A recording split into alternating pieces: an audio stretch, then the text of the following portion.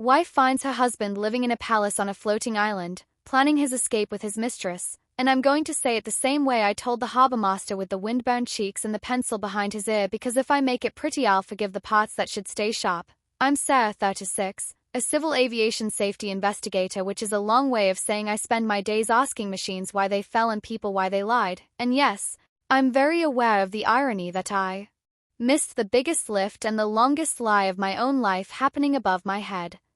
It started with the birds. Not even a romantic omen, just a weird pattern on my commute. Flocks on the coastal freeway veering in a coordinated swoop away from a clear patch of sky, like the air had bruised there. Pilots call it a void, not scientific, but every fly I trust knows when the sky is holding its breath. I logged it because that's what I do. I log weirdness like other people collect mugs. No corresponding NOTAMs. No weather anomaly. Just an absence. Then my friend in Tower Ops texted a picture of a blip that didn't squawk its name, gliding west of the lane we keep for tourist seps. You tracking this, she wrote. Things polite enough, but it won't say hi. I blew it off. Old habits, you assume the sky can't surprise you. At home, the house smelled like citrus and soda. My husband, Theo, has a small aerospace startup, the kind that produces glossy renderings and burn marks in equal amounts. He'd been in one of his dreamy phases, the kind where he comes home with hair full of static and ideas that need a massage. How was your day? He asked, not looking up from the pasta he was oversalting. Birds made a choice, I said. Sky had a mood. He smiled, distracted, like a man in love with a coastline he thinks is about to confess secrets. There were other small things. A scuff of pale dust on his boots the color of bone. A receipt in his jacket from a marina that doesn't exist on any map I can pull. A line on our shared calendar that said Meeting A. Nothing else. I'm not paranoid, I have evidence-based anxiety. I noticed and I waited because the first rule of investigations is let the story show you its nervous tics. On Friday, a storm threatened without arriving, the city full of that restless pre-rain static, and I was standing in the lot behind my office when the sky changed its mind. A shadow moved over the asphalt, clean-edged, slow and deliberate, like a cloud that had studied architecture. I looked up. You know those moments when your body knows something before your mind drafts the press release? My knees told the truth first. They went soft. It wasn't a dirigible. It wasn't a drone swarm. It was land. Not metaphorical land, not a mirage. A mass the size of a small neighborhood riding the sky on invisible engines that made the air around it shimmer like heat over a runway. Cliffs and terraces and, I swear to God, a waterfall stitched out the side that misted and re-evaporated before it hit the ground. And there, perched along the long shoulder of it like someone had installed a fairy tale and given it security cameras, was a palace. Pale stone. Long colonnades. Gardens that had learned to be polite at altitude. I put my hand on the hood of my car because I needed something committed to gravity. You would think a floating island would trigger alarms. It did somewhere. Not here. The tower sent a vector. The news choppers plotted their terrible arcs. Phones went into that cultish hush. And me? I pulled up the Flare app one key because I like to see heat pretend. The island ran cold in weird ways.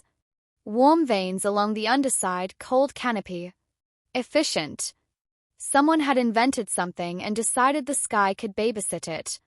I drove to the marina on the receipt because I am a woman who knows how to follow a breadcrumb even when the bread thinks it's subtle.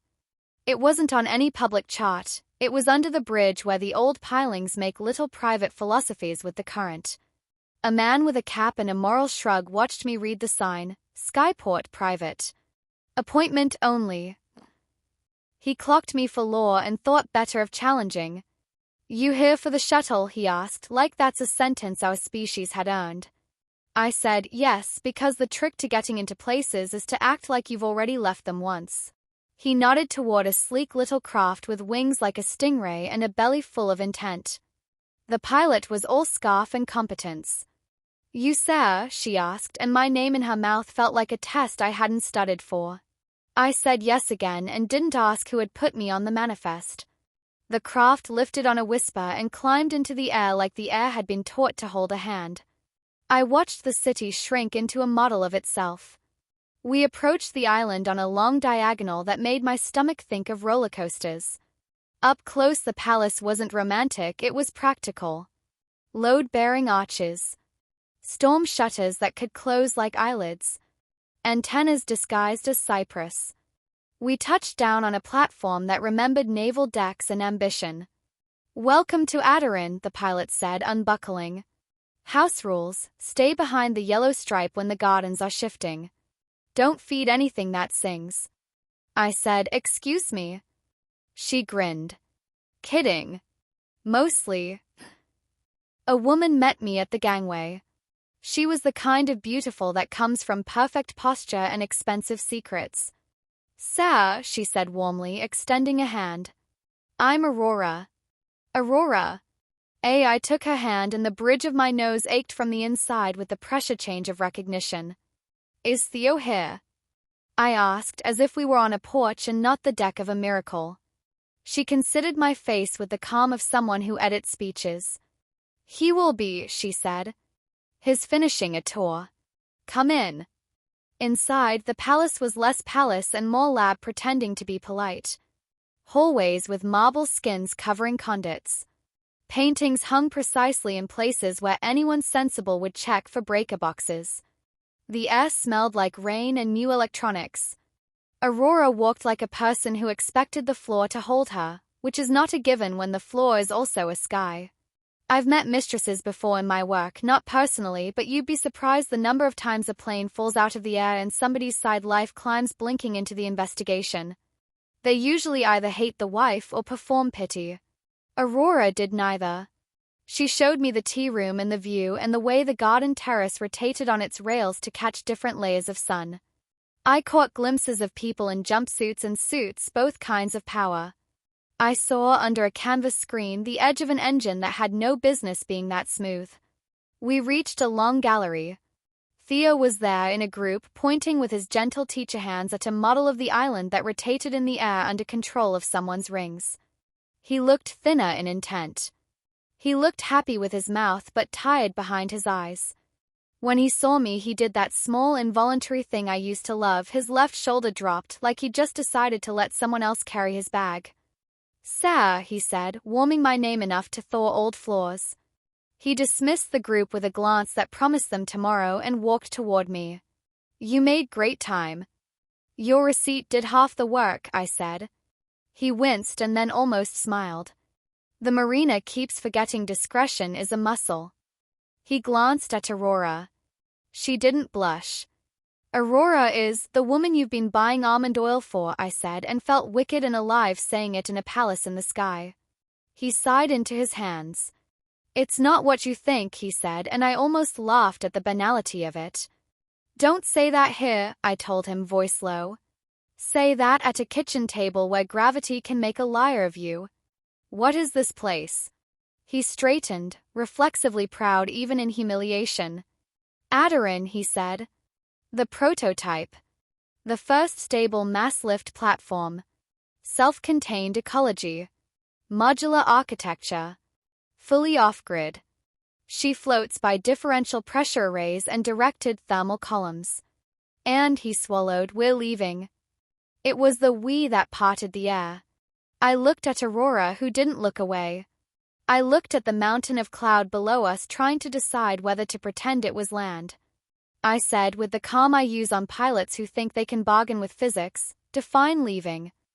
Theo moved the model with a hand and the island tilted its digital head like a question. "We can decouple from terrestrial regulation entirely," he said softly. "There are whole corridors above the jurisdiction altitudes where no one can tell you who you are. We've mapped the winds. There are floating cities planned in the consortium. Aderin is the seed. There's a route. Across the equatorial currents. Away from border scandals and noise and the way the ground teaches you to be smaller. And away from your wife," I said, watching the miniature waterfall and the model vaporize on loop. He looked at my shoes, the scuffed black ones I wear to sights because they are honest. "I didn't want you to find out like this," he tried, the oldest foolish sentence. Then how? I asked, and he didn't have a better version.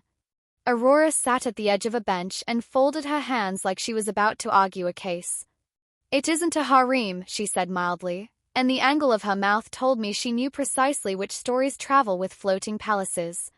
There are engineers here from 6 countries and 3 chefs who take turns pretending we deserve them, and a small orchestra when we can afford to pay them to practice at this altitude. I happen to be a strategist and Theo's work partner and yes, his lover. I won't insult you by pretending I'm not. She said it like a woman who doesn't believe shame counts as a currency anymore. I felt a wild, unwanted respect and I shoved it somewhere safe for later. You're planning to vanish, I said. Theo nodded. Not vanish. Launch. There will be press. There will be anger. But we have clearance for a demonstration and then we intend to keep going. How does one keep going when you run out of ocean? I asked. You chase summer, Aurora said. You build trade in the skies. You make land a visiting relative instead of a landlord. You teach your children cloud names first. I stared out the window at the clouds' backs, wanting to find the part of me that still believed in magic and kick her shins. And you were going to tell me when? At dinner, he said, and I almost admired the audacity. At dinner, in a place with napkins heavy enough to keep your hands busy. There's a particular quiet that comes after a cabin depressurizes. Everyone stops pretending they're friends with air. That quiet was in my chest now. Show me the engines, I said. If you're going to lie, let me at least learn something useful while I hear it. He took me below decks, or whatever we call the underside of a floating neighborhood, the belly where the miracle shows its scaffolding. It was beautiful, damn him. Banks of honeycombed exchanges pulling heat and persuading it to be useful. Tunnels where air decided to carry itself and be ferried back. Gyroscope housings fat and dignified, each humming like a monk reciting confidence. Theo's thumbprint was everywhere, tidy cable runs, labels printed in that font he loves that makes order feel like flirtation. My fingers wanted to touch, to learn. I put my hands in my pockets like a child in a museum she can't afford. Is it safe? I asked out of habit, but also because my job lives in my mouth even when my marriage is on the floor. He was ready for this part. Redundant 6 ways. Passive full slowers if we lose primary arrays. We can anchor to a pressure ceiling and wait storms out. We can land on water if we have to. The gardens can take grey water for months if the condensers fail. We've tested. His voice caught, Sir, I built something that won't hurt people. You also built an exit, I said, and he nodded like a man at the back of church. We passed a hatch. A gust of colder air smacked my cheek like reality. I glimpsed the underside, the open nothing where ground should be, and I had the sudden childish urge to lie down flat and hold onto the floor with my whole palm. Panic and awe have a shared locker room. I breathed like I teach panicked passengers to breathe. In through the nose, slow, because you are not a problem to be solved. At dinner, I sat across from the 2 of them at a table set with that rich, quiet silver that knows its worth. The windows were full of orange and pink, the world pretending sunsets are sincere under all circumstances. A string quartet played because, of course. Theo poured wine like a man thinking about last meals. Aurora ate like a woman who had practiced not apologizing for appetite. I think you should delay, I said after the soup had stopped pretending it was emotionally relevant. If you launch without ground governance, you'll create a jurisdictional nightmare. You'll attract the worst kind of money. The first floating island gets to choose whether it is a lighthouse or a casino. Aurora's eyes lit up. She loves a fight she can respect. We have a charter, she said, and a legal team with the patience of saints and the morals of accountants. You have ambition, I cut in. A charter is paper until a child gets sick at sea and a woman with a badge has to decide whether this island is a country or a crime scene. Theo rubbed his temples. You think I haven't thought about medevacs? I think you think good intentions scale, I said, softer than I felt. They don't. Systems do. If you want this to be a lighthouse, publish your engine. Put the lift arrays in the commons. Keep nothing that lets one person become a god. Aurora laughed, not a cruel sound. You want us to open source the sky. I want you to not kidnap it, I said. It's big. It won't fit in your briefcase. We argued without raising our voices. I like a fight with cutlery and thesis statements. The musicians slipped away. The light cooled to that blue inventors think they own. By the time dessert arrived, something ridiculous with candid petals, we had found the contour of each other's integrity. Aurora was not a villain. She was a comet that had decided to teach Orbit how to flirt. Theo was not a monster. He was a boy who had figured out how to put land in the air and was terrified of what the ground had demanded from him. And me? I was the one who had to decide if I could love a man who wanted to be a citizen of a weather pattern. Come with us, he said quietly, after the room had emptied of hired sincerity. Help us set the rules. Keep us honest. Be the one who slams the brakes. There are women who would have melted. I felt my spine turn into a measuring tape. Invite me as a wife, I said. Not as a regulator. He swallowed because he knew the truth lodged in the grammar. I don't know how to be both, he admitted. We went to the terrace. The island turned its garden rails a few degrees and caught a river of lamplight from the city far below. Somewhere the human world honked and slept and fell in love and renewed boat registrations. Above us, the first bright stars held their union meeting. We leave at dawn, Aurora said softly. We'll be over international waters by breakfast. I had never wanted to break anything as badly as I wanted to break dawn. So I did the least cinematic thing. I called my boss. I told him I had found an unregistered aerial platform conducting operations in the vicinity of controlled airspace. I used the boring words that make governments put their pants on. I told him I was not recusing myself because I had more skin in this game than any of the cowboys about to start filing injunctions. He tried to ask me if I was okay. I told him the sky doesn't care about okay. Then I turned to Theo and Aurora and I told them what was going to happen. The notices. The injunctions. The think pieces. The money. The copycats. The 1,000 sudden experts. The grief. The joy. The children pointing from playgrounds. The birds learning new routes. The storms learning new toys. If you go now, I said, you become a myth. And myths are excuses for monsters.